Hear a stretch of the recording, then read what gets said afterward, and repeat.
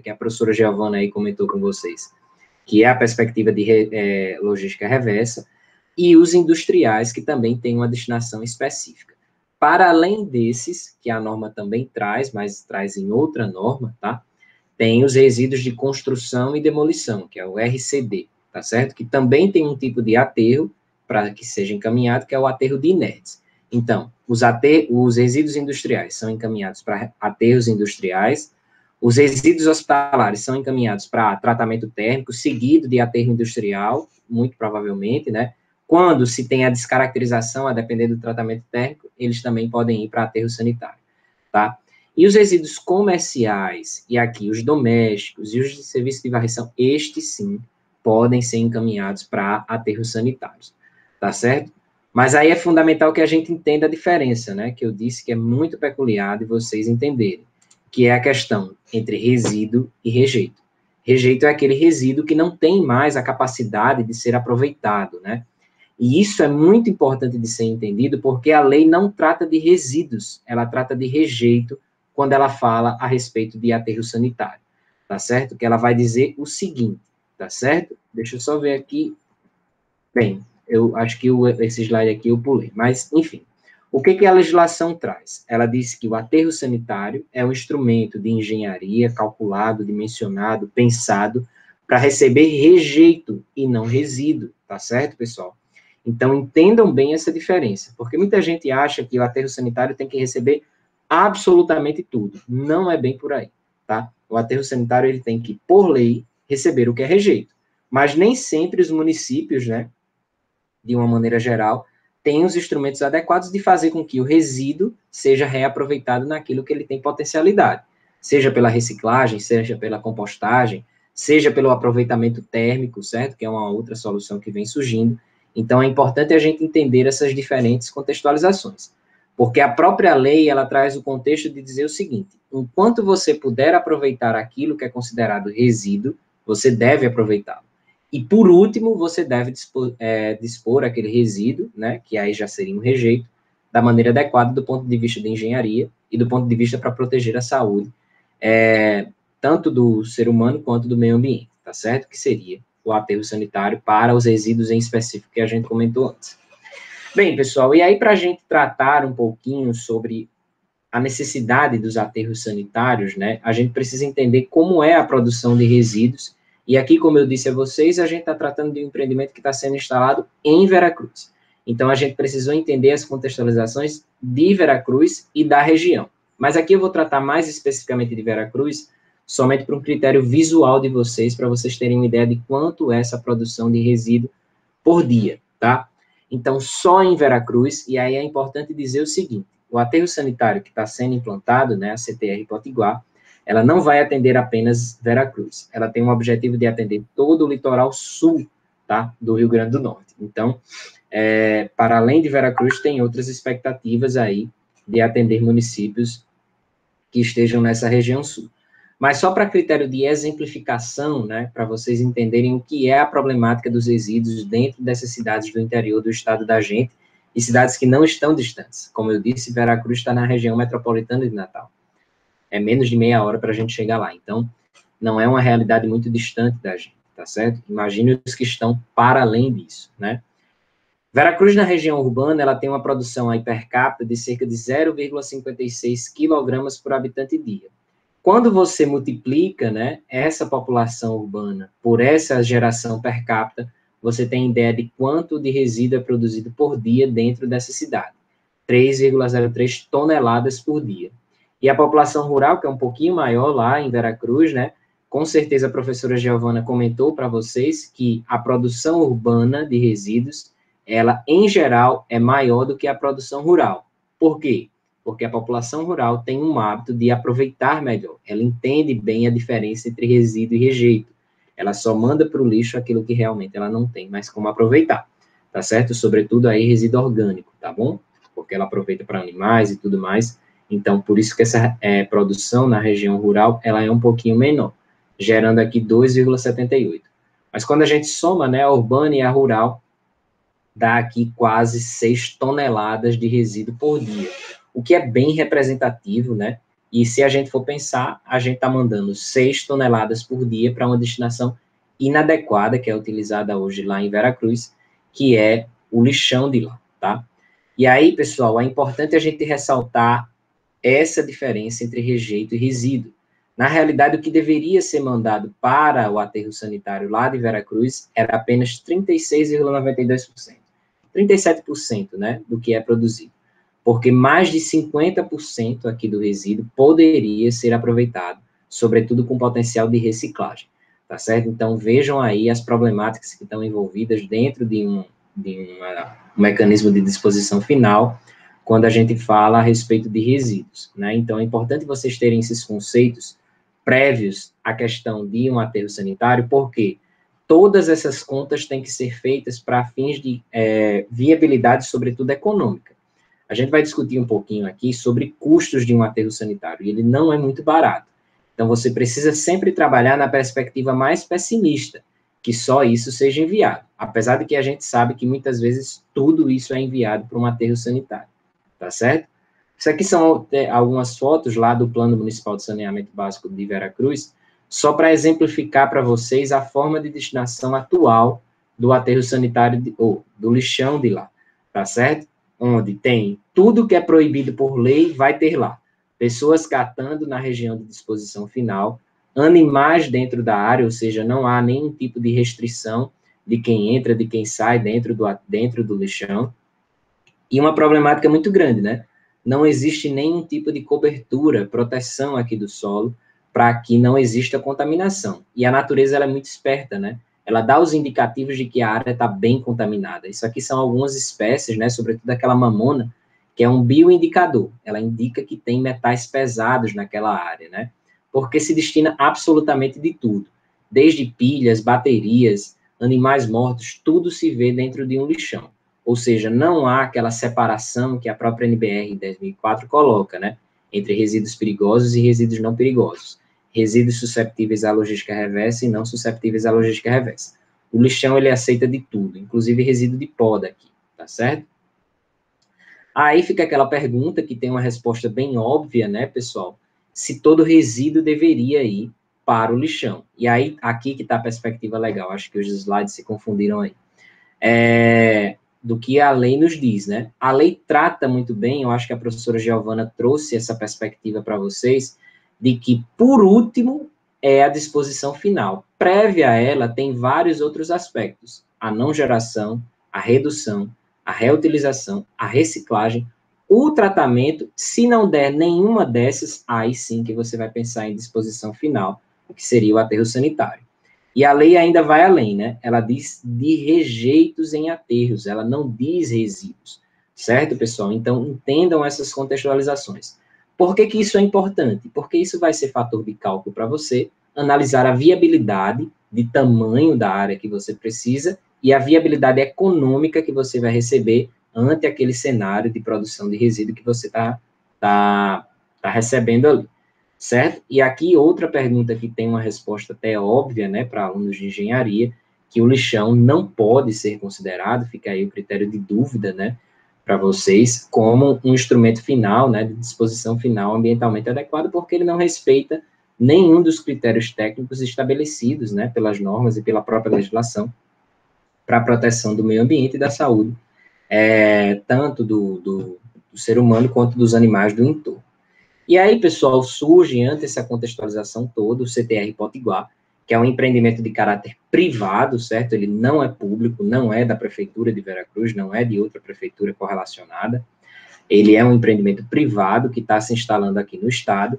Como vocês sabem, o Estado tinha uma setorização, né, de municípios que deveriam se agrupar em forma de consórcio para destinar corretamente os seus resíduos, mas isso não se consolidou. E a iniciativa privada viu uma oportunidade aí de se inserir no mercado, e a gente vai entender por que do time de ser agora, né, de se implantar um instrumento de destinação final adequada de resíduos, e isso se consolidar dentro de uma região metropolitana ainda, tá certo? E aí, pessoal, vem as questões técnicas, certo? Que aqui a gente vai conversar sobre algumas disciplinas para além do saneamento, que vocês precisam ter um conhecimento quando se trata a respeito de resíduos sólidos, tá certo? Sobretudo de aterros sanitários. Bem, pessoal, esse mapa aqui ele é muito característico porque as condições em vermelho, como vocês imaginam, são condições restritivas de implantação de aterros sanitários. Mas, Brando, por que elas são restritivas de ter aterros sanitários? Por uma restrição da própria aeronáutica, uma legislação, certo, que existe aqui no Brasil, que ela restringe as áreas que podem ter empreendimentos dessa natureza. Por que ela restringe? Ela diz o seguinte: empreendimentos da natureza como aterros sanitários podem ser atrativos de fauna, sobretudo avifauna, né, o que representa um risco aí para aeroportos, certo? De todas as escalas, não são apenas aeroportos grandes. Então, pessoal, isso já é um indicativo de que o atual aterro sanitário já está em incompatibilidade com a legislação atual. Essa lei é de 2012 e ela diz o seguinte: num raio de 20 quilômetros da pista principal do aeroporto, não se pode ter esse tipo de empreendimento, certo? É uma restrição mesmo, é uma lei impositiva, ela diz que não pode ter. Então, todas essas áreas vermelhas têm essa restrição a respeito da questão dos aeroportos, certo? E aqui vocês devem estar vendo as vias de acesso. Por que não se pode implantar aterros sanitários próximos de vias de acesso de alta circulação? Pessoal, como a gente sabe, aterros sanitários estão correlacionados com fluxo de maquinário pesado, né? Maquinário que geralmente tem aí características de serem aqueles tremiões, né? Porque sai de uma estação de transbordo e vai levando para o local específico. Então, o fluxo de carros, ele precisa ser otimizado. Você não pode colocar um aterro sanitário numa região que tem uma velocidade de fluxo muito alta. Então, esse é um outro aspecto impositivo. Inclusive, Veracruz tem a sua parte vermelhinha porque ela tem os encontros aqui das áreas em específico relacionadas às vias de acesso, tá certo? Mas você também tem que pensar nas vias de acesso porque os caminhões têm que chegar até lá de alguma maneira, certo? O que você não pode pensar são naquelas vias que têm alta circulação e altas velocidades de fluxo, tá certo? Então, sobram-se as áreas em verde.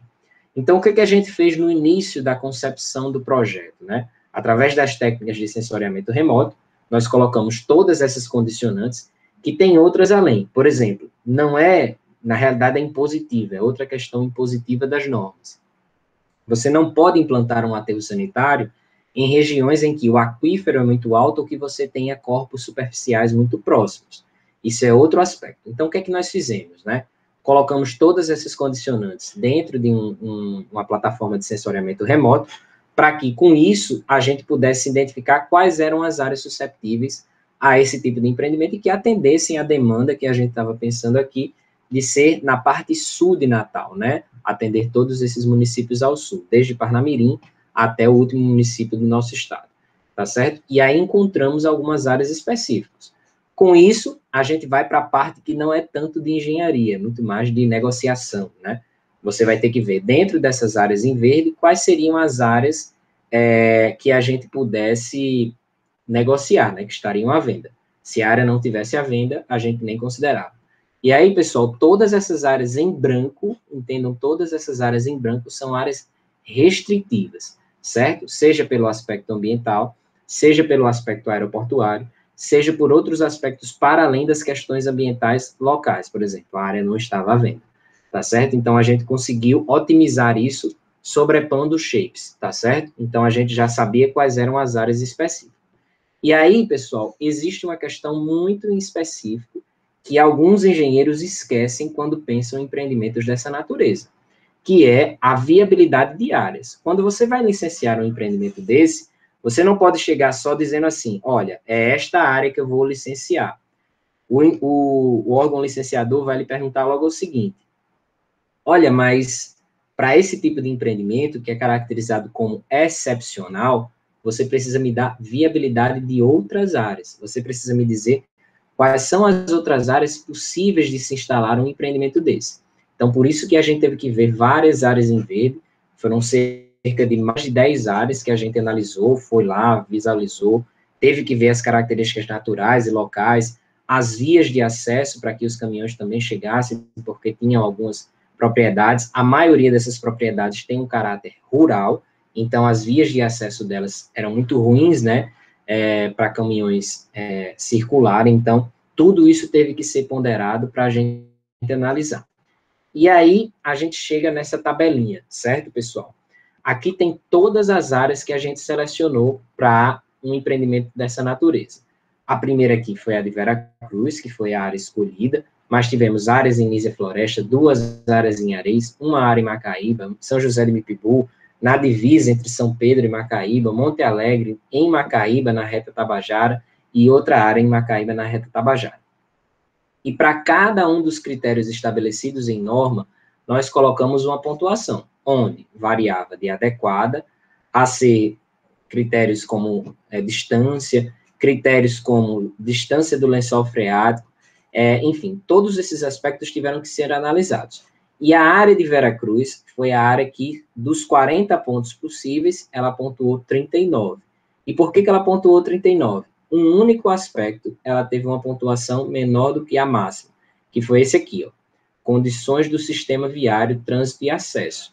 É uma via, quem conhece Veracruz ali, sabe que você indo naquele caminho da Escola Agrícola de Jundiaí, você sabe que tem algumas faixas que têm contornos bem complicados, né? Podem ser um instrumento de perigo, então por isso que ela não pontuou o máximo, mas ela pontuou como regular.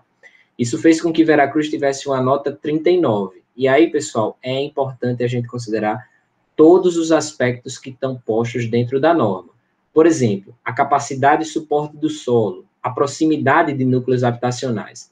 O que a norma recomenda? Que os núcleos habitacionais, comunidades, a própria cidade estejam distantes para pelo menos 500 metros, tá certo? Isso é uma restrição bem complicada, porque, como a gente sabe, existem impactos decorrentes dessa atividade. Poeira, o próprio odor, a questão de atratividade de vetores, então todos esses aspectos têm que ser considerados. A proximidade de corpos d'água não é adequado que um empreendimento dessa natureza, apesar de ser completamente pensado do ponto de vista de engenharia, esteja próximo de corpos d'água. Lençol freático tem que ser um lençol mais profundo, tá certo? A questão da permeabilidade do solo, você não tem como implantar um empreendimento dessa natureza em um solo arenoso, certo? O solo arenoso não é adequado para um empreendimento em que você quer o máximo possível reter, né, o lixiviado dentro das células. A disponibilidade de material para recobrimento, isso aqui é um aspecto muito importante. Como a gente sabe, um aterro sanitário é uma obra de terra constante, né? Você está cavando e recobrindo a todo momento. Então, você tem que ter disponibilidade de material para que você não tenha que degradar outra área para trazer material dessa outra área para o local em que você está dispondo aquele material, tá certo? As condições do trânsito, que eu já havia falado, a questão do isolamento visual, porque existe um impacto visual, né? Quem passa ali naquela região de Ceará-Mirim já tem um impacto visual do aterro sanitário, né? Ele já está em fase final de operação, e isso faz com que exista um impacto visual e uma atratividade de quem está dirigindo a olhar de lado. Aquilo não é interessante porque pode fazer com que uma pessoa perca a atenção de forma específica e causar um acidente, tá certo? E a configuração geográfica da área, né? Você precisa pensar muito bem, às vezes as pessoas, quando vão pensar no aterro sanitário, elas esquecem o aspecto topografia, né? Então, a área, quanto mais plana, melhor. Por quê?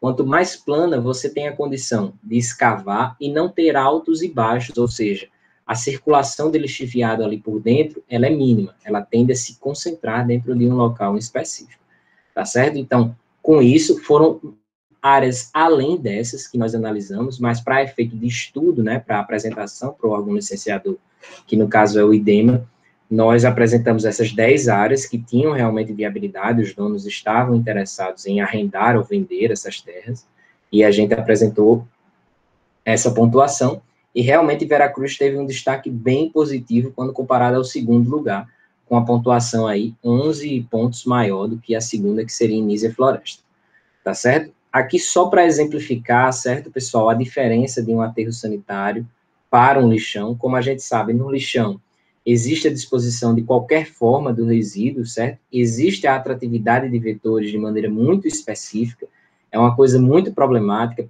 pode trazer riscos do ponto de vista aeroportuário, tá certo? E do ponto de vista de doenças para a população daquela região.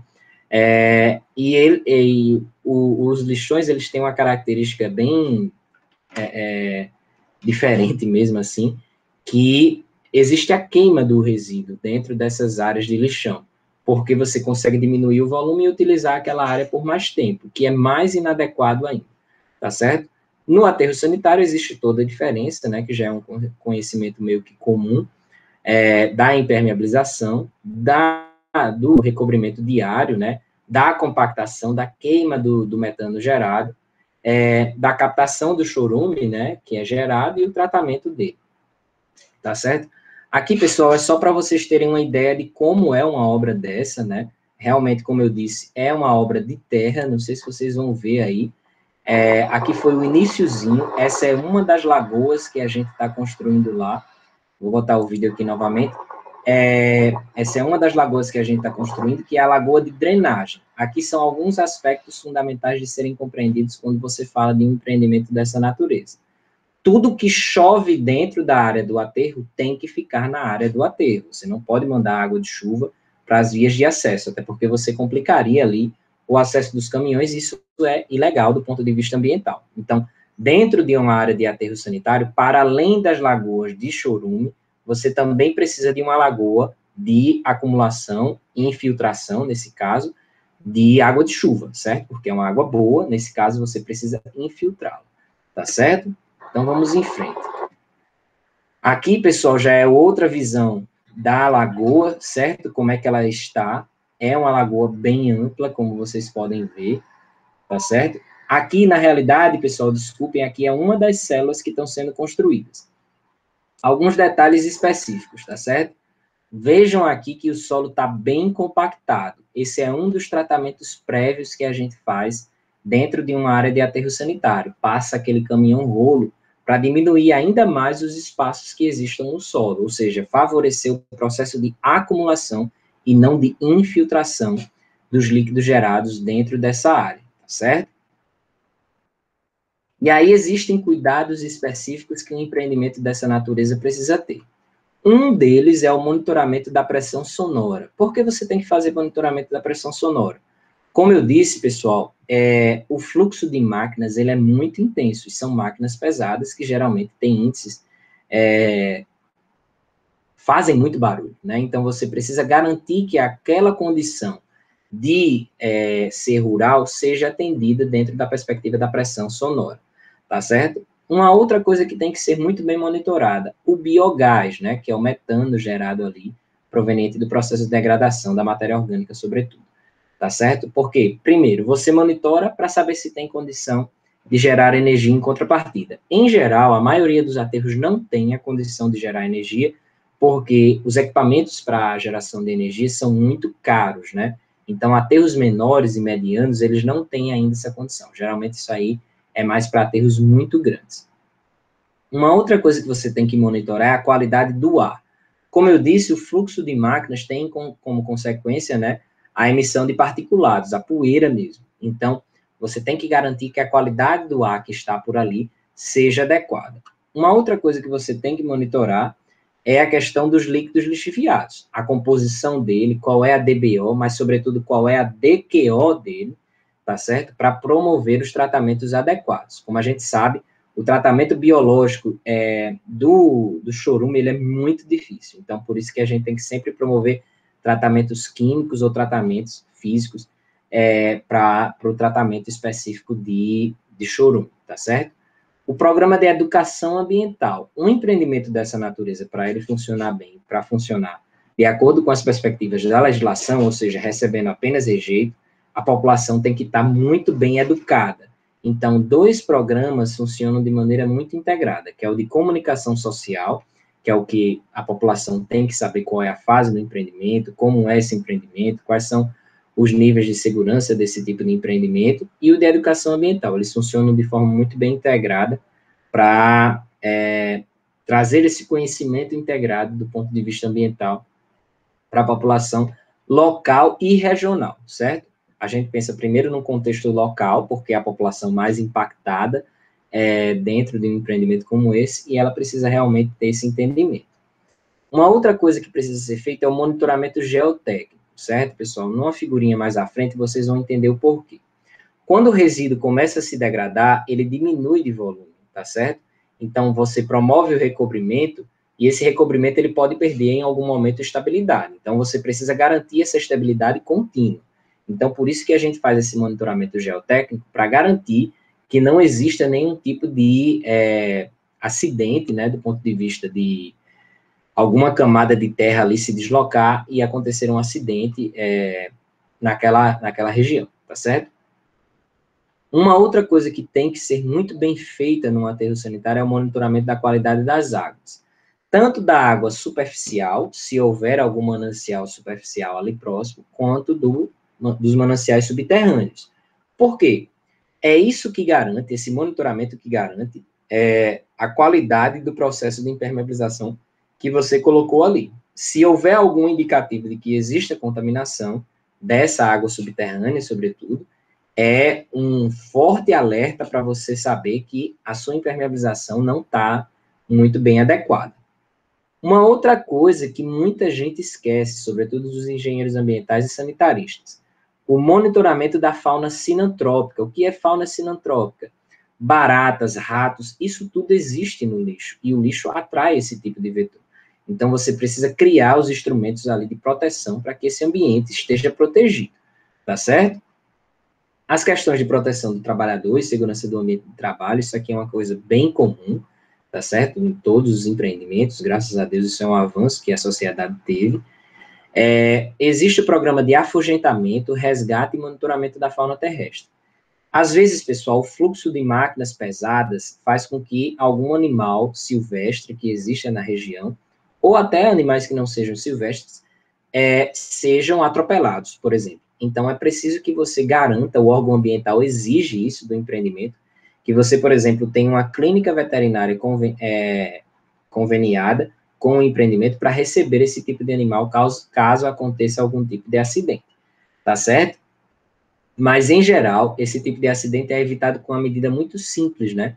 Que é o cercamento. As cercas de aterros sanitários, elas têm mais camadas ali do arame para justamente evitar essa entrada de animais dentro da área do aterro e ocasionar esse tipo de problema. Mas é uma exigência do órgão ambiental que você tenha uma clínica veterinária conveniada para atender essa demanda caso ocorra.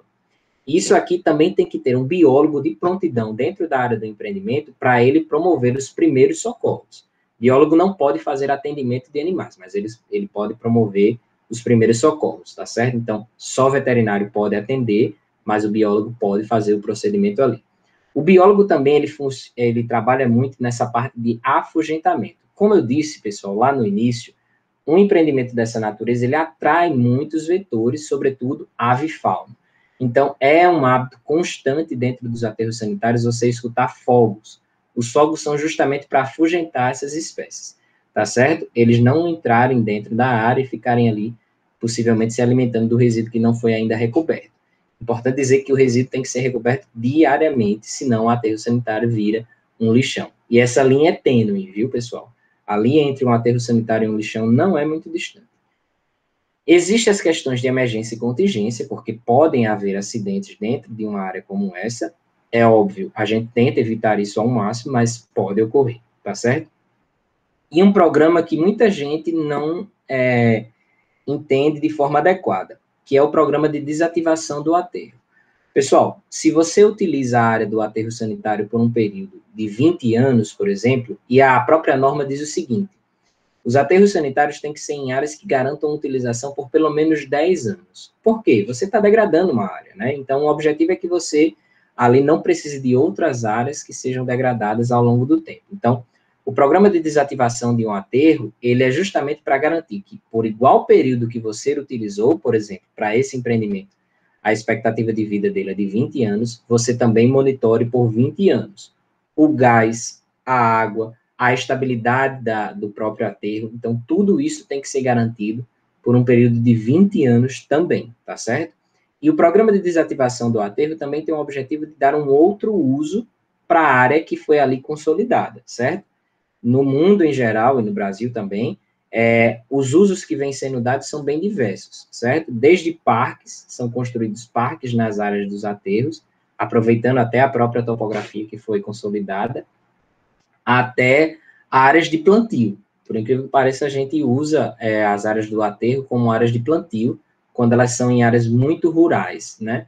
E isso é totalmente possível, atendendo todos os critérios da agronomia, né, desse ponto de vista, porque outras camadas de solo são colocadas para garantir essa proteção dessa questão. Aqui, pessoal, são algumas fotos para vocês terem uma ideia de como é complexa uma obra como essa. Essa primeira aqui é que cada escavação tem que ter previamente o processo de topografia muito bem consolidado. Não é trena, é topografia mesmo. O topógrafo tem que estar lá a todo momento para garantir, por exemplo, que a célula não está inclinada, nem que seja ali poucos milímetros. Tem que ser plano, tem que ser consolidado essas questões, tá certo? Por exemplo, nessa questão aqui em específico, ele estava medindo o declive, né, que era adequado para que a água de chuva pudesse chegar até a lagoa de drenagem aqui. Aqui a nossa bióloga, tá? Ela está fazendo todo o monitoramento, ela fica lá constantemente, inclusive entra na área de reserva legal, que é uma condicionante de um empreendimento dessa natureza, tá certo? 20% da área desta fazenda, que é uma fazenda que nós selecionamos lá em Veracruz para ser esse empreendimento, tem que ser de mata nativa, ou seja, a gente teve que reservar lá, a bióloga constantemente faz esse acompanhamento e monitora os animais que estão na região, tá certo? E aí, pessoal, aqui só são algumas fotos mais aéreas que talvez vocês tenham uma ideia melhor de como é o empreendimento dessa natureza. Me confirme só se você está vendo o meu mouse aí. Sim, estou sim. Essa aqui, onde eu estou circulando o mouse, tá, pessoal, é a lagoa de chuva. Perceba que ela é um pouquinho maior, porque ela vai atender toda essa área. Aqui no meio dessa fazenda, pessoal, tem um divisor topográfico, ou seja, uma parte da água cai para cá, outra parte da água cai para cá. Então, o que a gente teve que fazer? Teve que fazer um posto de monitoramento aqui, de água subterrânea, e outro posto de monitoramento de água subterrânea aqui. O que a norma diz? Que você tem que ter um poço amontante e pelo menos 3 ajusantes. Então, nós temos esses 2 poços, então estamos para além da norma aqui, porque é o divisor topográfico, ou seja, esta água tem que ter a mesma qualidade desta água aqui. Porque se esta água que está jusante tiver uma qualidade impactada, é sinal de que a impermeabilização desta célula, aqui é a célula de número 1, tá, pessoal? A célula de resíduos de número 1, está com algum problema no seu processo de impermeabilização, tá certo?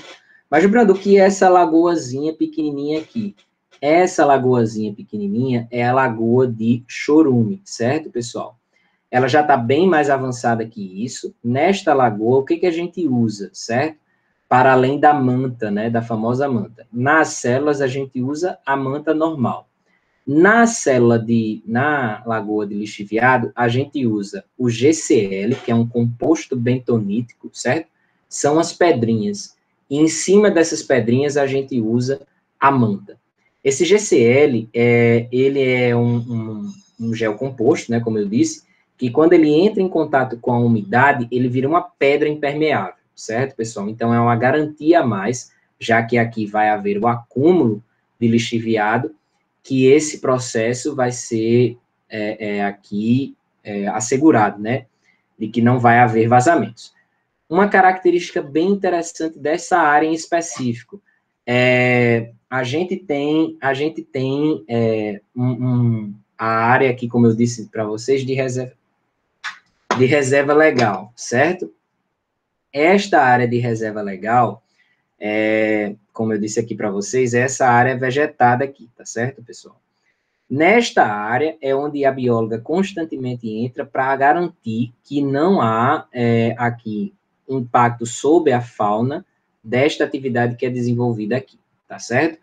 Mas aí alguns de vocês podem estar se perguntando, mas, Brando, eu estou vendo que aqui tem uma área vegetada e nesta outra área tem uma área vegetada também, tá certo? Então, o que a gente teve que fazer? O que o órgão ambiental colocou como necessidade?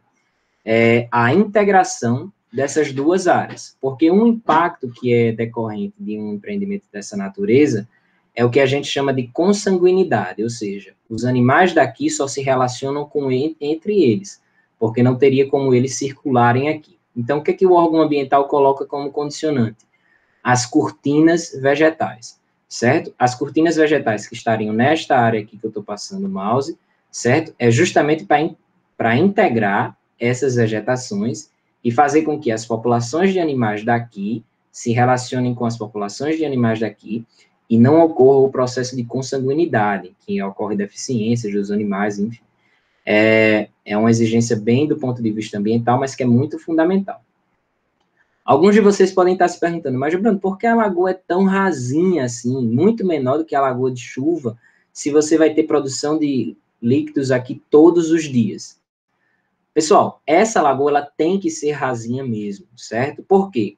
O objetivo aqui é favorecer o procedimento de insolação sobre essa lagoa, para favorecer, em consequência, a evaporação, tá certo? Esta lagoa daqui, ela também tem uma característica bem bacana, certo? O que a gente faz? O líquido gerado aqui é encaminhado para essa lagoa, mas lá no aterro sanitário, a gente usa a técnica de recirculação de líquidos. Ou seja, a gente pega o líquido que foi acumulado aqui e joga na célula de novo. Mas, Bruno, você não queria tirar o líquido da célula? Pessoal, essa reinoculação de líquidos, primeiro, ela favorece o procedimento de evaporação e ela favorece o procedimento de degradação da matéria orgânica que está aqui. Se você for pensar, esse líquido está rico em bactérias que querem se alimentar e aqui está rico em alimentos. Então, é esse o contexto que a gente tem que pensar. Mas, Brando, pode ser que aconteça algum caso da lagoa encher, não pode? Pode. Então, por isso que a gente tem um plano de emergência e contingência. Mas a gente também tem outros mecanismos de segurança.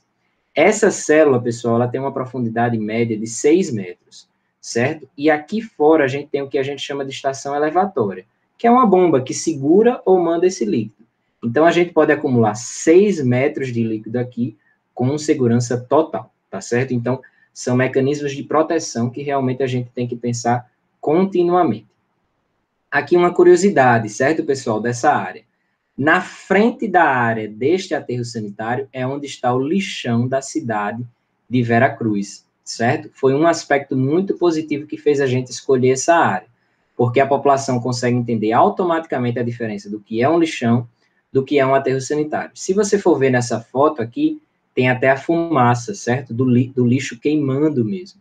Então, é um aspecto bem bacana dessa área, assim, porque realmente você consegue ver a diferença que existe entre essas regiões. E aqui, Gilbrando, eu estou vendo que tem uma produção agrícola, não vai ter problema de jeito nenhum, certo, pessoal? É muito engraçado como essa área teve um comportamento muito específico, né? Antes da gente iniciar as obras, de fato, a gente teve que fazer vários testes. E quando a gente faz os testes, não dá água subterrânea em quase nenhum ponto. Inclusive, foi um problema a gente achar pontos para os postos de monitoramento. Mas nesta outra região, justamente pela característica topográfica aqui da área, já tem água. Então, são as diferenças muito específicas, mas que têm que ser muito bem estudadas. E como vocês estão percebendo, aqui tem desde a área do biólogo, do engenheiro, do geólogo. Então, um empreendimento dessa natureza não é feito só por engenheiros. Algumas pessoas têm esse entendimento, mas esse entendimento não é adequado, tá, pessoal? Então, pensem de uma maneira um pouquinho diferente a respeito disso. Aqui, pessoal, são algumas fotos já em perspectiva, né, de como vai ficar este empreendimento em específico. Aqui é a balança, que é a vida de um aterro sanitário, né? Você tem uma balança rodoviária na entrada e na saída, para justamente garantir que essa diferença, né, entre a entrada e saída seja o peso do caminhão e o que ficou lá seja exatamente os resíduos. Nesta área, tem que ter uma área administrativa, que é esse prédio aqui inicial, que tem um solário aqui atrás, para justamente dar essa visibilidade da área do empreendimento, certo? Um aterro sanitário, em geral, ele tem que ter uma oficina, certo? Porque ocorrem alguns problemas nos caminhões na rotina operacional ali diária, né? Furou um pneu, alguma coisa, então tem que se dar essa condição para que ele não fique preso lá, impedindo a circulação de outros caminhões. Um aspecto muito, muito importante dentro de um aterro sanitário. Somente pessoas autorizadas podem entrar. Então, por isso que existe essa restrição, inclusive do estacionamento ser fora. Você só pode estacionar fora do empreendimento. A partir do momento que você é autorizado, aí sim você pode entrar. Tá certo? Aqui já é uma vista mais em escala, certo? Da oficina do prédio administrativo, da balança em si, certo? E aqui tem outra lagoa. Lembra que eu disse que tem um divisor topográfico? Então, você tem que ter lagoas que estejam numa região para além do divisor topográfico e para aquém do divisor topográfico também, tá certo? Aqui, pessoal, é a vista de como ele vai ficar ao final da operação. Parece aquela pirâmide maia, tá? Onde a gente vai subindo de 5 em 5 metros, ou seja, esse empreendimento, ele vai chegar a 5, 10, 15, 20, 25 metros, tá certo? De altura. E aí tem uma outra vantagem. Qual é a vantagem das cortinas vegetais? Elas protegem aquele impacto visual que eu disse que geralmente a gente tem lá na área do aterro de Ceará-Mirim. A cortina vegetal garante essa proteção visual e garante que os motoristas que passem ali pela RN, né, não tenham esse impacto em específico do ponto de vista do impacto visual. Aqui são as lagoas de chorume, tá? Que também vão ser instaladas, a lagoa de drenagem de água de chuva e a lagoa de chorume. Aqui uma visão mais ampliada, tá? Do empreendimento como um todo. É um empreendimento muito grande. Para vocês terem uma ideia, somente na fase inicial, que nós estamos construindo apenas 2 células, o investimento é próximo a 7 milhões de reais. Esse empreendimento ele vai ter 11 células, então daí vocês têm uma ideia, fazendo uma proporçãozinha, de quanto seria o investimento de um empreendimento dessa natureza. Ele não é barato, sobretudo na parte de impermeabilização. Essa impermeabilização, pessoal, algumas curiosidades sobre ela. Ela é toda feita por um robô, tá? E ao final a gente faz um teste de pressão.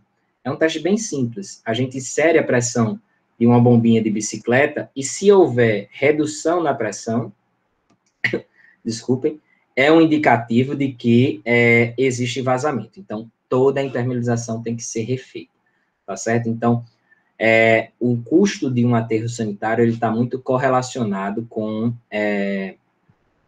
as questões inerentes ao processo de impermeabilização do solo, tá bom? E aqui, pessoal, lembra que eu falei que o time das coisas tem que ser muito certo, né? E aqui tem um aspecto muito, muito relevante dentro dessa área, tá certo? Que é a perspectiva do fim da legislação no que diz respeito ao fim dos lixões. O que ele diz? Que cidades que estejam nas capitais e regiões metropolitanas têm até 2021.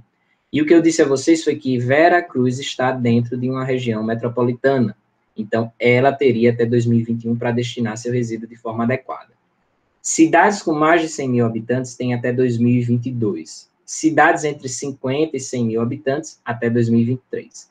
E cidades com menos de 50 mil habitantes até 2024. Então, o prazo está muito curto. E a gente precisa dar uma destinação, por quê? Os municípios que não atenderem esta condição aqui, pessoal, eles vão ter uma restrição bem significativa. Eles não vão poder receber recursos do governo federal. Então, isso impacta muito porque alguns municípios vivem apenas de fundo de participação dos municípios, o FPM. Então, a gente precisa ter isso de maneira muito clara na nossa cabeça, tá certo? Por isso que o time desse empreendimento, nós iniciamos o licenciamento dele em 2017, só para vocês terem ideia de quão complexo é um licenciamento de um empreendimento como esse. Toda a equipe do IDEMA, né, que é o órgão licenciador, ela teve que parar para montar um termo de referência para que a gente pudesse seguir, né? E desde 2017, a gente está fazendo esse licenciamento, que é dividido, né? Talvez alguns de vocês já tenham pago a disciplina, né, que trata sobre as perspectivas de licenciamento, em licença prévia, licença de instalação e licença de operação. Atualmente, esse empreendimento está na fase final da licença de instalação e agora vai se encaminhar para a licença de operação para poder, de fato, iniciar esta operação. Tá certo? Então, pessoal, com isso, aqui eu encerro de forma bem sucinta, certo? Para além dessas questões, existem outras relacionadas a aterro sanitário, mas eu estou aberto aí a qualquer dúvida que vocês tenham para a gente discutir aqui, tá bom?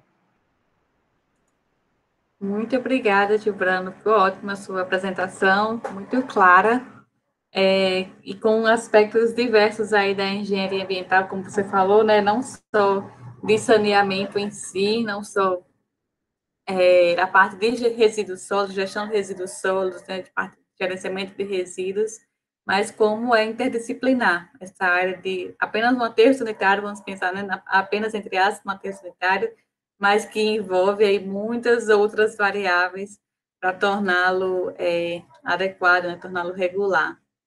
Então, digam aí, meninos, quais foram as dúvidas, comentários de vocês?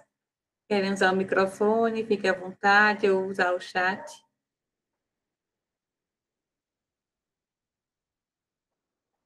Estamos aqui para solucionar as dúvidas, né, curiosidades.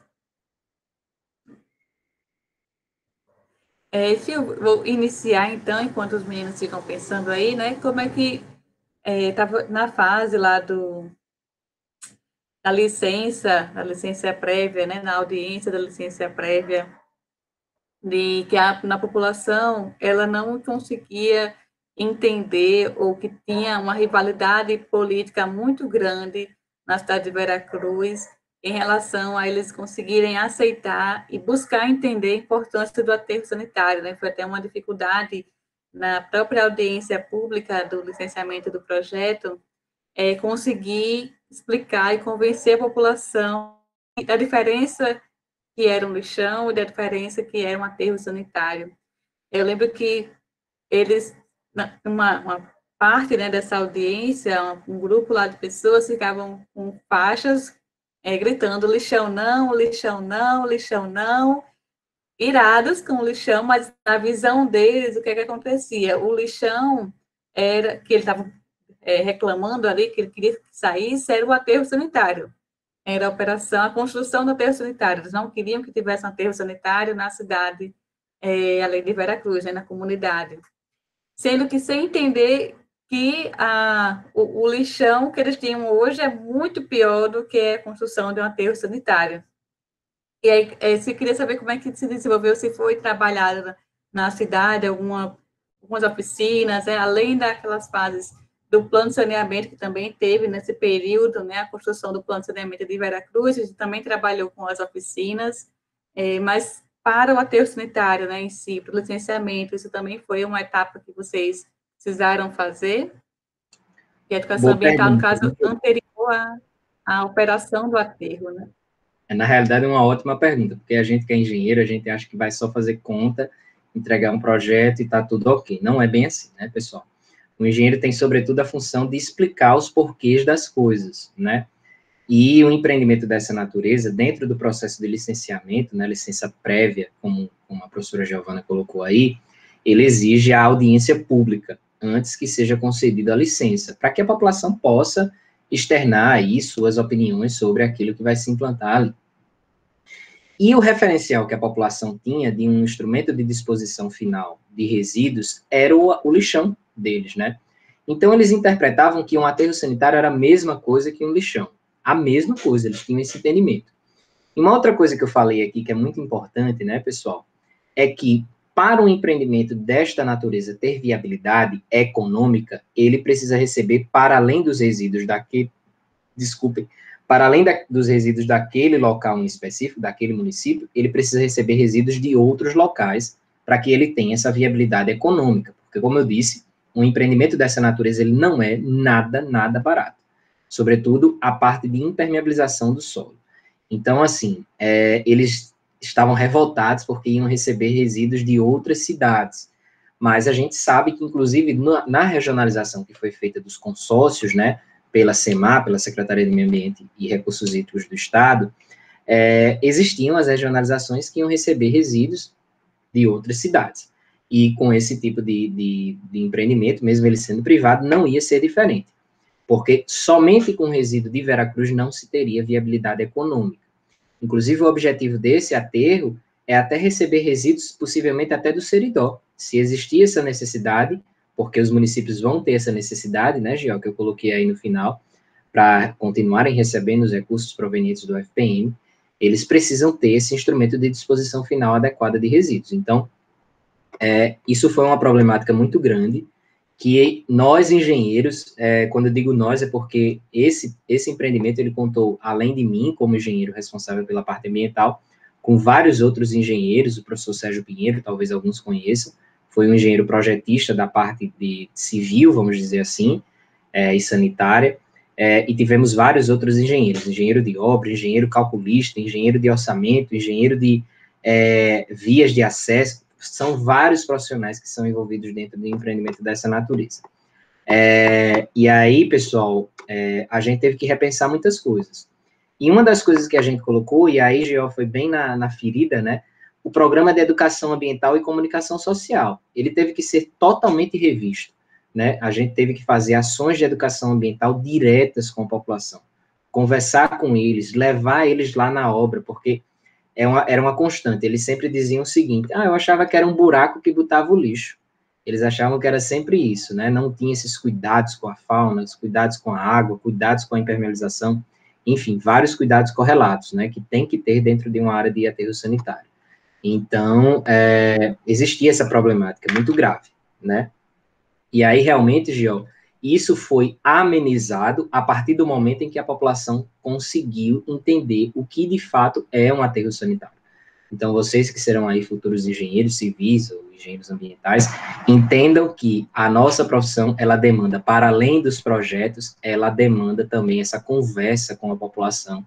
E aí é uma conversa que a gente tem que ser o menos técnico possível, né? Você tem que realmente testar suas habilidades enquanto comunicador para passar a mensagem do que é o empreendimento que você quer construir, né? Seja uma estrada, seja um parque eólico, seja um aterro sanitário, esses empreendimentos necessitam de licenciamento. E por necessidade de licenciamento, eles necessitam de conversa com a população que vai ser impactada, né? Então, foi uma forma, viu, Gio? E aí foi quando realmente a gente integrou o programa de comunicação social com o programa de educação ambiental. E aí é uma curiosidade, né, das cidades. O que acontece hoje, né, na grande maioria das cidades? As cidades não têm rádio, mas tem a rádio fofoca, que é o Facebook.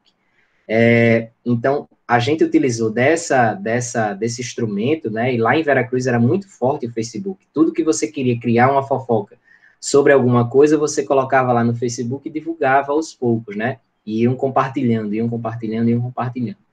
E aí a gente utilizou essa alternativa como forma de viabilizar o empreendimento como um todo, né? Mas o que foi mais efetivo foi, sem dúvida nenhuma, as visitas em loco, à área do empreendimento, na fase de obra, para que a população entendesse, né? O que é uma obra dessa, quão complexa ela o quão complexo é o período de licenciamento e quão restritivo ele é. Para você ter uma ideia, o IDEMA parou um período de 1 mês para montar só o termo de referência. Então, isso não é qualquer coisa, né? São vários técnicos ali pensando várias coisas, né? Desde o ponto de vista social, né? Porque você tem que pensar os impactos sociais, até os impactos ambientais mais específicos, né? Fauna, flora, água, enfim. Esses outros aspectos físicos também, né? Para se ter uma ideia. Mas é uma ótima pergunta, viu, Gio? Desculpe aí, eu passei batido dos aspectos sociais, mas é um fato bem relevante para ser tratado dentro de uma turma de engenharia, né? Que a gente se forma achando que é outra coisa. É verdade. Mas ficou muito claro, né? Agora teve, acho que Ana e Brena que perguntaram. Pode abrir o chat aí também. Ana perguntou o que fizeram com toda essa quantidade de solo que foi retirado. Boa pergunta, viu, Ana? Ana, na realidade, isso é uma grande vantagem da área, certo? Quanto mais material tirado, mais material possível para recobrimento, tá? Então, isso é uma necessidade. Quando a gente faz aquela tabelinha das pontuações, um dos critérios é a disponibilidade de material para recobrimento. Porque se você não tiver a disponibilidade de material de recobrimento na área, você promove a degradação de outra área. E uma outra vantagem desta área em específico, obrigado pela pergunta, viu, Ana? Você está me lembrando um aspecto que eu esqueci de ressaltar. É que o material de lá, como eu disse, ele não é um material muito arenoso, né? É um solo muito rico em ferro, ele é bem vermelho. E esse tipo de solo, ele é muito favorável para a construção de vias. Então, todas as vias de acesso dentro do empreendimento foram feitas com materiais retirados das próprias células de escavação. Então, tudo para construir as vias de acesso, para recobrimento das células, para utilização no nivelamento do terreno em pontos que existiam uma baixa topográfica, foi todo o material proveniente da própria área, ou seja, a gente não precisou degradar uma outra área para promover isso, que é uma demanda do empreendimento mesmo, né? Então, isso é uma vantagem, tá, Ana? Não interprete isso como um aspecto negativo. Na realidade, dentro de um aterro sanitário, esse processo de escavação e a acumulação de material é vantagem tanto para o processo de recobrimento como para o processo de estruturação das vias. E essa acumulação do solo está sendo feita lá na própria área do aterro, né? Isso, a gente não demanda de uma outra. Essa é uma vantagem de um aterro sanitário, né? Porque as células não são todas construídas de uma vez. Como eu disse, hoje a gente está construindo 2 células a um custo de 7 milhões de reais. Então, essas 2 células, elas vão dar uma vazão ainda em torno de 3 anos de resíduo, e elas vão dar a captação de recurso, né, suficiente para a consolidação da obra nas fases seguintes. E aí tem um aspecto muito bacana, que essas células que vão sendo construídas na frente, o material já vai sendo utilizado nas que estão sendo consolidadas. Então, por isso que eu digo, a obra de um aterro, ela nunca para, ela é constante, né, durante os 20 anos, é uma obra de terra constante ali. Uhum. Muito bem. Breno perguntou aqui em relação à pontuação da Veracruz, a tabela que você tinha mostrado, é o que influencia no valor final. Aí são aqueles pesos, né, aqueles indicadores. Eu já ia perguntar também como é que foi, por exemplo, a atribuição desses pesos para cada região, né, para cada área. Isso, uma boa pergunta. Por exemplo, por que Veracruz não teve pontuação máxima dentro do ponto de vista de vias de acesso? Quem conhece ali, quem já passou por aquela via de acesso da Escola Agrícola de Jundiaí, sabe que é uma faixa bem curtinha, né, e que tem algumas curvas bem específicas, o que não é uma condição muito ideal para fluxo de máquinas pesadas, tá? Então, isso fazia a gente ter uma planilha de pesos. Por exemplo, se a via era duplicada e tinha boa condição de acessibilidade, era a pontuação máxima. Se a via não era duplicada e tinha condições razoáveis de acessibilidade, que é o caso lá de Veracruz, era uma pontuação intermediária. Se a via era completamente sem pavimentação, se a via tinha problemas de buracos que não davam condição de acessibilidade, os caminhões iam quebrar muito, era pontuação nula. Isso aconteceu em muitos casos. Por exemplo, o critério da água subterrânea, se ela estivesse até 1 metro, era pontuação mínima. Se ela tivesse de 2 a 3 metros, era uma pontuação intermediária. Se ela tivesse acima de 3 metros, a gente considerava como pontuação inadequada.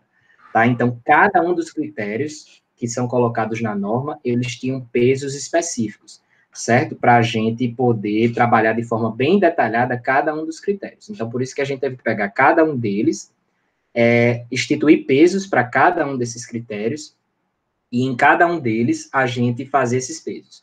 Por exemplo, o critério de distância de comunidades, como eu disse, era 500 metros, pelo menos 500 metros. Então, se tivesse de 0 a 500, era pontuação nula. Se tivesse de 500 a 1 quilômetro, era pontuação intermediária. Se tivesse acima de 1 quilômetro, era pontuação ideal. Então, cada um desses critérios teve pesos diferentes, tá, Breno? Então, assim, não foi uma coisa padrão para todos. Cada um deles teve que ser pensado individualmente.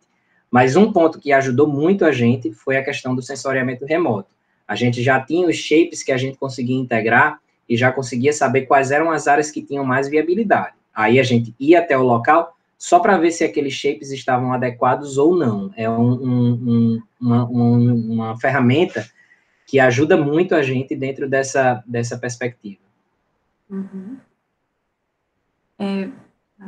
Breno perguntou, né, ainda continuando nesse assunto, o critério de visibilidade, que foi mencionado, não deve chamar atenção, receberia o valor máximo, a fachada que não fosse visível da pista. Isso, Breno, foi exatamente esse critério que a gente colocou. É porque talvez com a foto aqui, deixa eu abrir novamente, talvez você entenda melhor. Só para você ter uma ideia melhor. Esta área deste aterro, ela entra um pouco na via de acesso, tá? Vamos lá, vou compartilhar aqui novamente só para você entender melhor. Essa pergunta de Breno é bem importante, viu, Gio? Vocês já estão vendo? Ainda não. É agora. Carregando foi. Breno, o seguinte, aqui é a via que dá acesso à área, tá? A pista, ela está passando exatamente aqui, tá? Onde eu estou passando o mouse. Então, perceba o seguinte, por que essa área teve muita viabilidade do ponto de vista de visual? Porque, primeiro, até chegar à área do empreendimento, e aqui tem uma via carroçável, mas que está muito bem adequada, porque o material que foi escavado daqui conseguiu dar condição de trafegabilidade melhor para cá, a gente fez o seguinte, a pista passa aqui, tem toda essa área já vegetada, o que já garante uma proteção visual muito grande, e ela está distante. E o que a gente pensou quando a gente fez essas camadas aqui? Que essas camadas chegassem num ponto máximo que se igualasse com a vegetação que está colocada, ou seja, o impacto visual que vai existir é praticamente nulo, tá? Ele vai existir, certamente, mas ele vai ser praticamente nulo, tá? Porque esse risco da visibilidade, não sei se vocês já tiveram a curiosidade de passar ali próximo da via de Ceará-Mirim, ele chama atenção mesmo, você tende a olhar, e você tende a desfocar do trânsito aqui. Isso é um risco muito grande, né? Um impacto social aí, que pode ser ocasionado em detrimento de um aspecto ambiental desconsiderado. Então, é muito interessante essa pergunta de Breno, porque foi um aspecto que a gente teve que pensar muito. E uma das áreas que a gente estudou foi uma área que estava próximo da reta Tabajara, e ela ia ser muito problemática dentro dessa perspectiva, porque a reta Tabajara vai ser duplicada, ou seja, o fluxo de carros ali vai ser muito intenso, e aquilo ali inviabilizaria a área, porque o impacto visual ia ser muito chamativo. Então, por isso que ela foi uma das que teve a menor pontuação, além dos outros critérios que foram levados em conta. E é uma coisa que a gente geralmente não pensa, né? Não lembra desse aspecto do impacto visual no aterro sanitário, pensa em impactos ambientais, né, de maneiras sociais também, mas às vezes esquece dessa importância do impacto ambiental que o aterro gera, né? Como você bem exemplificou aí.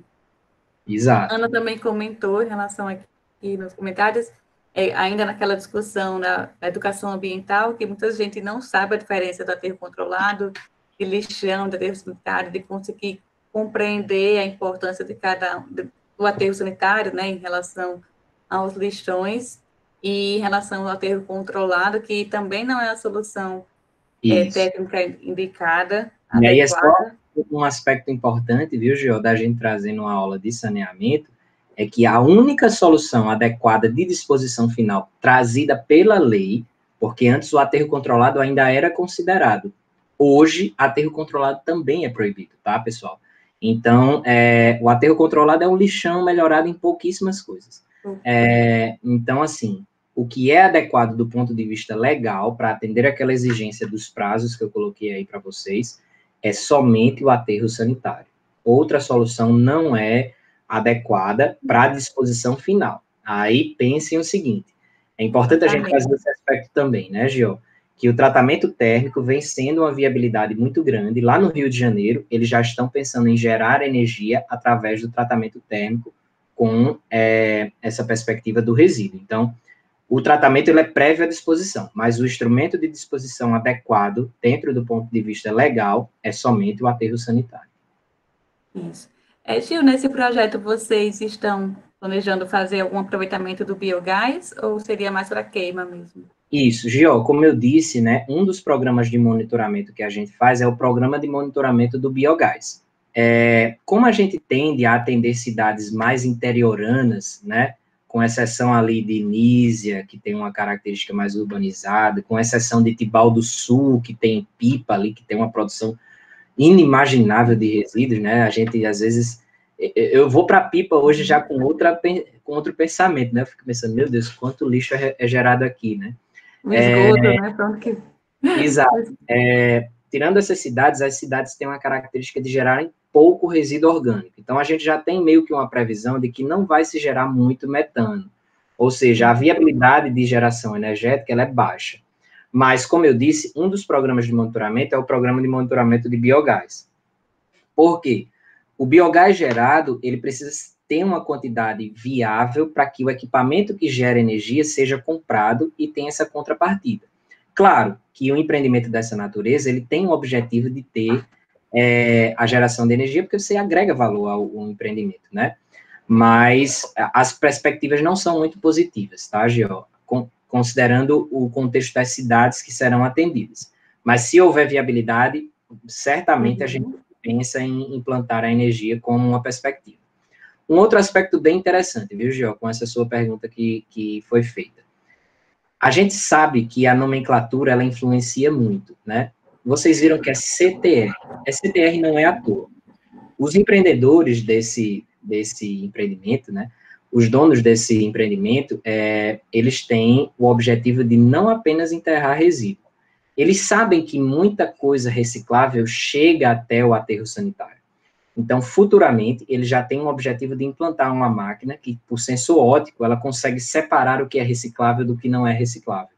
E aí eles agregarem mais valor ainda, produzindo resíduos recicláveis, ao invés de enterrá-los. Então, essa é uma perspectiva nova das áreas dos aterros sanitários que estão implantando estações prévias ao instrumento de disposição final.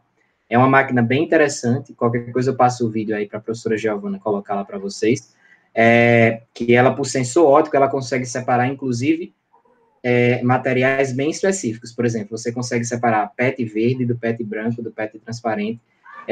Então, isso traz um valor agregado para um empreendimento muito grande, né? Porque ele começa a gerar outras fontes de renda para além do recebimento dos resíduos.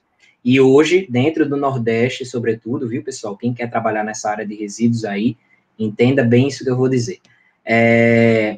A gente tem uma atividade que está ganhando muita força, que é o coprocessamento, que é um tratamento térmico, tá? E nesse coprocessamento, que é o forno das cimenteiras, né? Se utiliza muito hoje, porque a atividade petrolífera, ela decaiu, né? Antes se utilizava a borra do petróleo. Hoje se utiliza os resíduos que não foram reciclados anteriormente a chegar nos aterros sanitários, né? Lá em Recife, para vocês terem uma ideia, as cimenteiras vêm utilizando muito resíduo, o combustível derivado de resíduo, né, que é o CDR, que a gente chama. E cada tonelada desse CDR é em torno de R$300. Então, é uma atividade decorrente dos aterros sanitários. Quando não se tem a separação, é óbvio, o ideal é que exista a coleta seletiva dentro da cidade, mas a gente sabe que nem sempre se atende toda a cidade, né?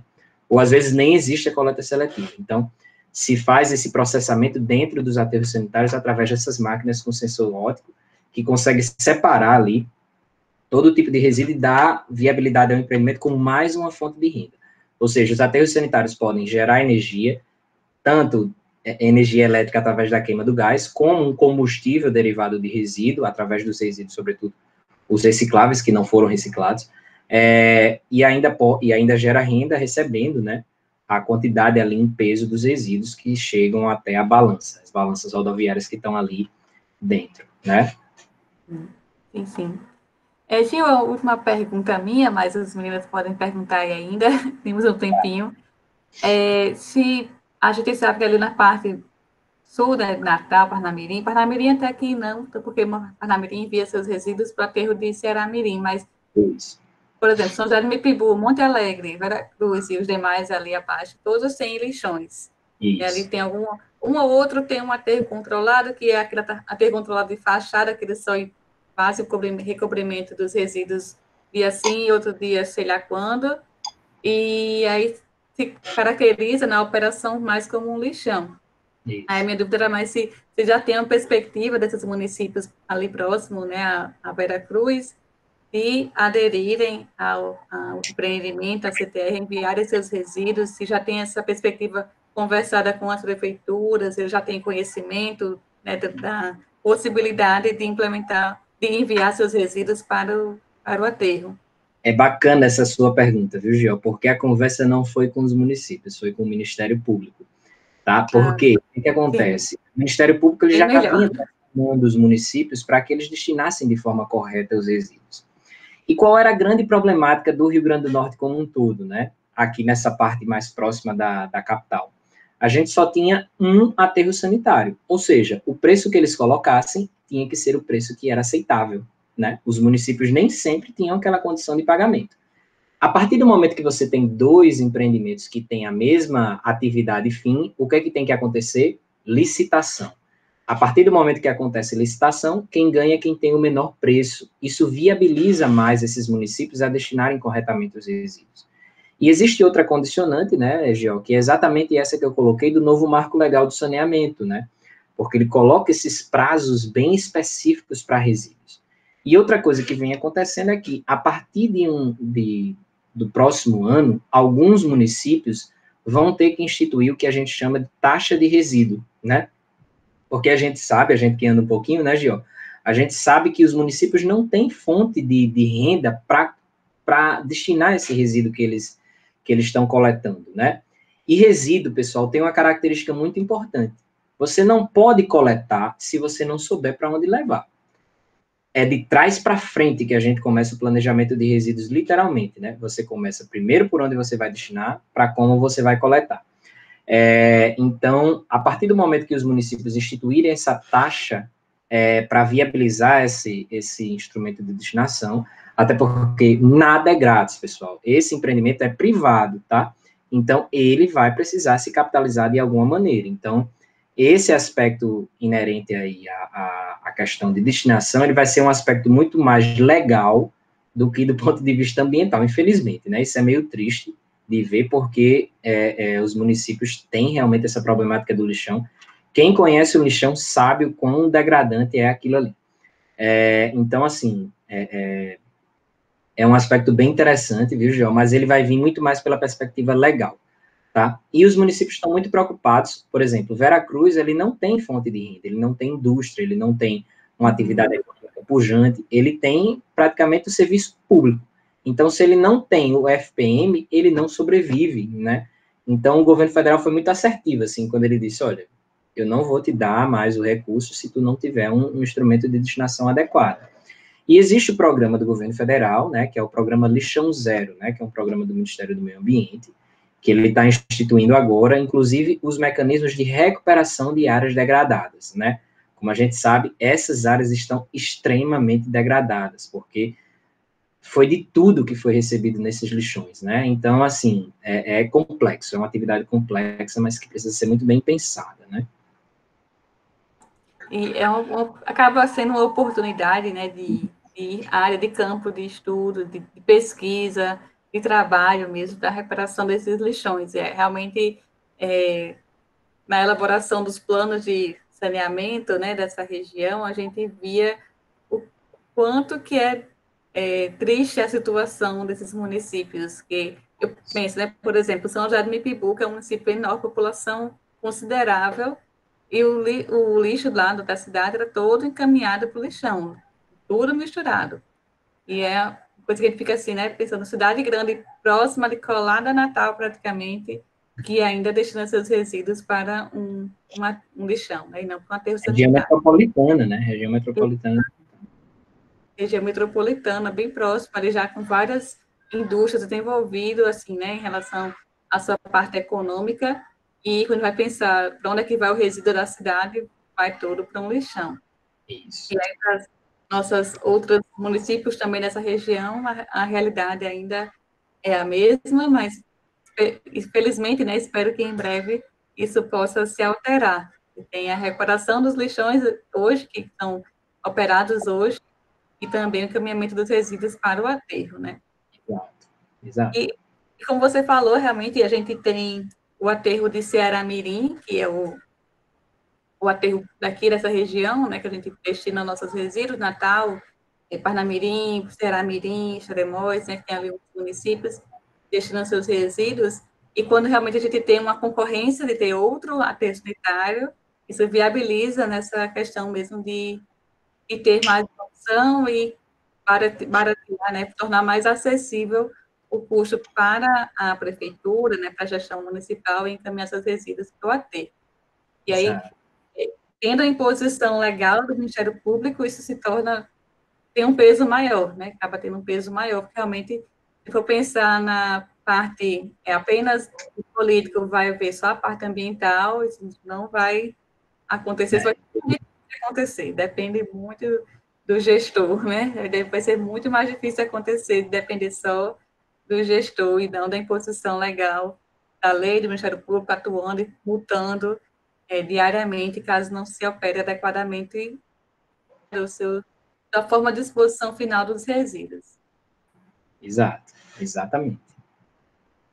Eu acho muito interessante essa temática, né, que a gente consegue integrar muitos elementos de saneamento. Quando você falou na parte lá do tratamento dos esgotos, né, de reaproveitamento, com as lagoas, eu lembro, acho que provavelmente a lagoa que vocês estão planejando é que ela atue mais como lagoa de maturação, né, que tem a degradação pela radiação solar e possa fazer Isso. também a É circulação dos porque, resíduos Geo, os do esgoto. meninos talvez ainda não tenham entendido bem isso, porque não pagaram o tratamento de esgoto, né?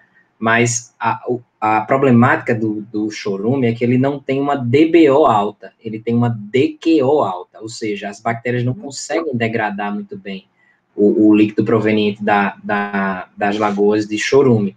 Então, o tratamento adequado para chorume é membranas, né? Que é um tratamento super Isso, claro. então, E não manutenção, viabiliza, né? Então, a partir do momento que você se utiliza das características climáticas de recirculação e favorece esse processo, você ganha em custo, né? Que diminui bastante, e ganha em operacionalização do próprio aterro, né? Porque ele consegue sim, degradar a matéria de forma mais rápida.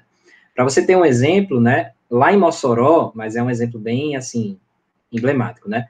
Lá em Mossoró, a Lagoa de Chorume praticamente não tem água em nenhum momento, né? A Lagoa de Chorume não tem chorume em quase momento nenhum, porque eles tiveram essa mesma ideia de ter uma lagoa mais curtinha, né, menos rasa, e favorecer o processo de evaporação. sim. E fazer a recirculação também, né, do próprio Exato, chorume. exatamente. Muito bem.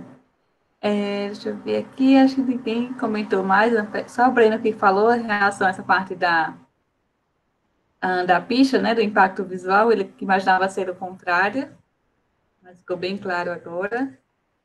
Mais alguma pergunta das meninas que estão por aí? Breno?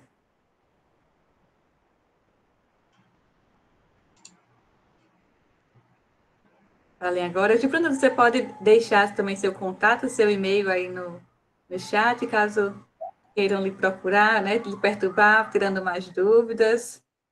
Isso. Fiquem Se à tiverem vontade, qualquer Giovana é dúvida, muito acessível.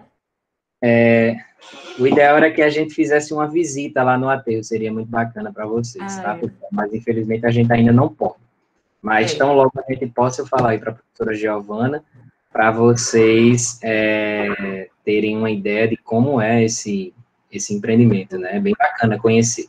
Porque geralmente a gente conhece o aterro fechado, né? O aterro, quando ele está Isso. aberto, é a melhor parte, porque você Quando está em consegue ver operação, todos os está em processos de construção. impermeabilização que estão colocados ali. E é bem difícil de ver um aterro nessa fase. Exato. Mas, quem sabe aí? Eu acho que próximo ano está Pelo mais. que, pelo que Joana comentou, e outra aula, acho que foi uma defesa do TCC que ela comentou, que talvez a universidade, a UFRN, ela vai abrir no próximo semestre a possibilidade de ter aulas práticas em campo, visitas técnicas em campo, né? Então, pode ser que aí vocês, alunos, né, consigam solicitar para um professor, agendar, né, viabilizar a visita de campo, lá seria o exemplo da CTR, nessa fase de construção, e aí, com todos os cuidados que a pandemia exige ainda, né, todo mundo de máscara, poucas pessoas, mas está se prevendo essa possibilidade de abrir para visitas de campo para o próximo ano, para o próximo semestre, dependendo aí das condições da pandemia na nossa cidade, né, da universidade, em relação a permitir essa possibilidade de levar os alunos em campo. Mas aí vocês vão precisar ver isso com os seus próximos professores, né? Talvez o professor de gestão de resíduos sólidos ou outro professor de avaliação de impactos ambientais, né, que vão pagar também essa disciplina para também possibilitar essa parte de visita técnica, porque o nosso curso ele é muito tem essa vantagem, né, de a gente conseguir visualizar na prática muita coisa que a gente estuda na teoria, em sala de aula, tem muitos casos que a gente consegue visualizar na prática, algum exemplo. E é uma vantagem do curso da engenharia ambiental possibilitar essa visita técnica. Então, espero que, possivelmente, né, no futuro próximo, vocês também consigam ter essa oportunidade de fazer visitas, né, em campo. Certo? Sim, Gibranda, depois vocês me também pediram em relação ao vídeo, aí você pode me mandar pelo WhatsApp mesmo, Ah, depois eu coloco lá no CIGA para os meninos acessarem. mando sim, pode deixar. certo? A Ana Clara comentou aqui, relembrou, né, do vídeo que Dalton, Mariana e Maíra fizeram lá dos tais ambientais, do grupo do Eles foram lá. Instagram, né, da visita. Então, Isso. é uma dica, caso, né, não seja possível vocês visitarem, já acessem previamente o Instagram dos tais ambientais, achar no Instagram deles, né, os vídeos, para vocês matarem a curiosidade, né, mais um pouco. E tem o Instagram também, viu, pessoal? CTR Potiguar, quem quiser entender. Tem umas fotos mais atuais do que essas que eu coloquei, para vocês verem lá os processos inclusive de obra, tá? Quem se interessa nessa fase de obra aí, é bem bacana. Muito, muito legal. Muito obrigada, Gilbrando, novamente, pela sua disponibilidade, ficar aqui até essa hora, né, com a gente. Foi muito claro, né, as suas contribuições, suas dúvidas que você tirou, então, muito, muito obrigada mesmo pela sua participação. Espero que os meninos também tenham gostado pelo que comentaram aqui, né, nos comentários, tiraram dúvidas, então, espero que também tenha sido proveitoso para vocês, aí da turma, aprender um pouco mais essa parte de aterro sanitário, né, a parte de construção. Então, agradeço novamente, né, sua disponibilidade, Gil, e a gente se vê na próxima, né, se Deus quiser. Obrigado, Gil. Até mais, pessoal. Boa sorte aí. Até, tchauzinho.